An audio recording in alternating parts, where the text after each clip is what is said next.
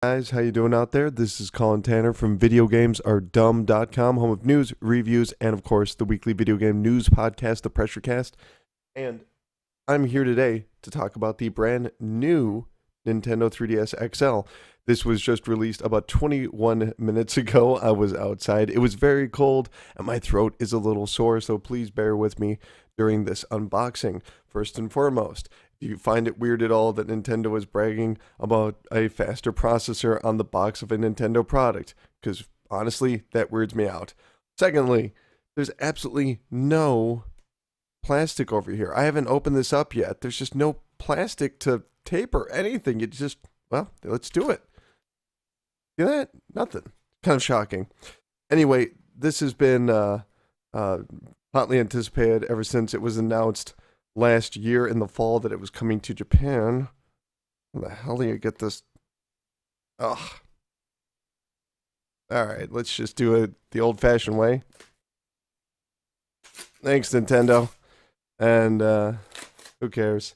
This is truly an unboxing. You only get one take with this one.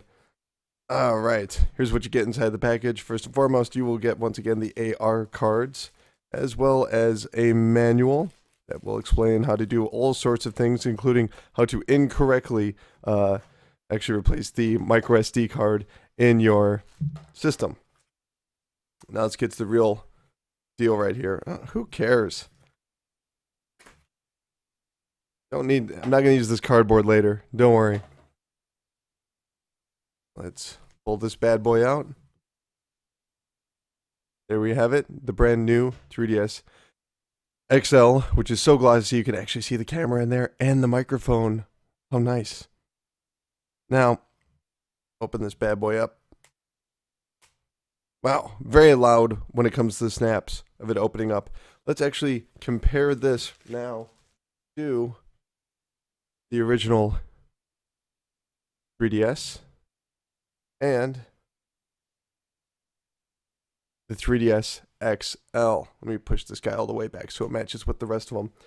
So the first thing you need to recognize is that the original 3DS is probably the most compact of the 3DS family. It's only 74 millimeters tall while it's open and 134 millimeters wide, and it is 21 millimeters thick while it is closed. As for the this one right here, the XL, the first upgrade to the 3DS family, this is 93 millimeters tall while open, 156 millimeters wide, and 22 millimeters thick, while the new 3DS XL is slightly larger, just slightly, being 9.3, 93.5 millimeters tall, 160 millimeters wide, and 21.5 millimeters thick. So it's actually slightly taller, as you can kind of notice right here, just slightly, and it's actually a little less thick than the original XL model of the 3DS. As for the screens, they're pretty much the same.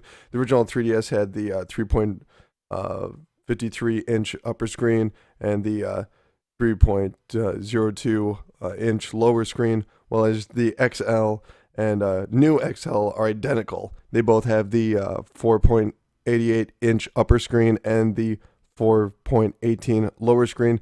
Regardless of size, however, the graphics will always be featured by the 800 by 240 pixel resolution. So you can't really win there. It's going to be the exact same image quality regardless of which one you go with. In fact, some would even say that the original is probably the most authentic to that resolution. I might agree with them. However, when it comes to weight, the original 3DS is 8.28 ounces, whereas the XL is 11.85 ounces, and the new 3DS is 11.6 ounces. So it's actually lighter than its predecessor right here, once again. Now, one of the most disappointing features of the 3DS family in its entirety has been the battery. The original 3DS only had 3 to 5 hours while playing 3DS games and 5 to 8 hours while playing original DS titles. This was slightly enhanced with the XL revision with a battery life of 3.5 to 6.5 hours while playing 3DS titles and 6 to 10 while playing original DS titles. But the new 3DS XL is continuing that trend, giving a small performance bump, 3.5 to 7 hours while playing 3DS games and 7 to 12 hours while playing original DS titles. This is actually, when it comes to battery life, out of all of the DS, this is the very best one, including the new 3DS. Not to be confused with this new 3DS XL. Now, some of the biggest improvements between the 3DS family and the new 3DS are actually internal. The original 3DSs right here have the ARM11 MP core 2 times at 268 megahertz, 2x VFP V2 coprocessor, 128 megabytes FC RAM, 6 megabytes of video RAM, Pica 200 GPU at 268 megahertz. Okay, so that's the GPU for that. Now the new 3DS XL right here, that actually doubles in nearly every area, including the ARM11 MP core 4 times compared to the 2 times of these guys over here. 4 times VFP coprocessor compared to the 2 times right here. 256 megabytes FC RAM compared to the 128 for these guys. 10 megabytes of video RAM compared to the 6 on these guys, and a dedicated hardware video decoder. However, the GPU is identical across the board. It is always going to be the Pica 200 GPU at 268 megahertz. So no improvements to the GPU or its clock speed, but nearly all games and apps will load faster thanks to the bumps in specifications. The camera on the new 3DS XL has also been adjusted so that it can deal with lower lighting better, but it's still the exact same resolution as the other 3DS XLs. As for storage, the original 3DS as well as the 3DS XL use SD cards, while the new 3DS uses the smaller and faster micro SDHC cards up to 32 gigabytes. Supposedly, you can actually use micro SD cards larger than 32 gigabytes so long as they are formatted to FAT32. I've done this with phones in the past, but I'm not really going to bother it with a handheld device. The new 3DS also comes with 4 gigabytes of memory card, whereas the original came with 2 gigabytes, and this one I believe came with 4 gigabytes of an SD card. This has a 4 gigabyte micro SD card, so if you're still using the launch versions of either of these consoles with their memory, you'll be able to transfer this no problem over Wi-Fi. Now, probably the most noticeable adjustments for the new 3DS XL is some of the extra buttons that it has. The new 3DS includes all the same buttons as the originals. The 4 faceplate buttons, the L and R buttons, which you can see right here. But there are some small adjustments that they have made, including volume. Volume originally was on the left-hand side. You can see the slider right here on the previous models, whereas now that has actually been moved over to this little slider thing right here. When we get a little bit of a close-up right there, so you can see that there is a volume slider right there, and it's actually perpendicular to the 3D slider, which is quite nice. It creates more of a parallel to the system.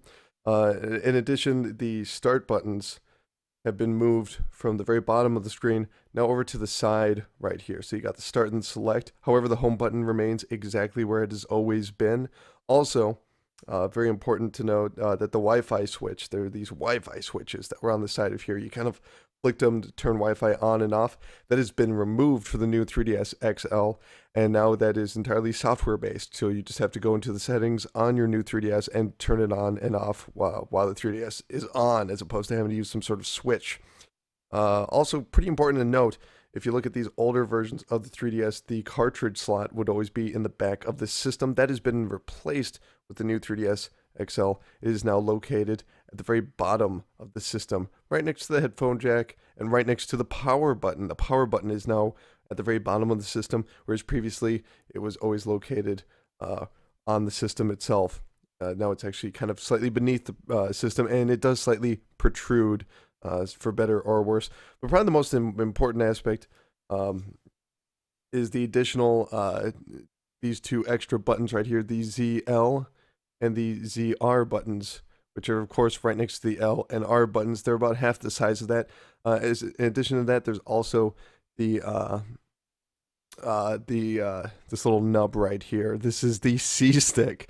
It is basically a second analog stick, although it basically it has all the exact same features as the Circle Pad Pro. In case you've ever had one of those before, then you know what to expect, as well as the ZL and ZR from the Circle Pad Pro.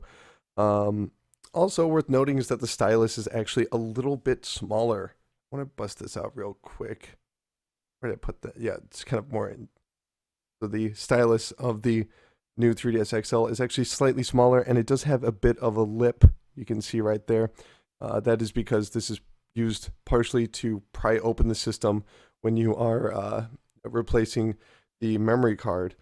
But back to the C stick, what's really kind of crazy about the C stick is that it doesn't move. It is stagnant, and I've used it in the past for some games.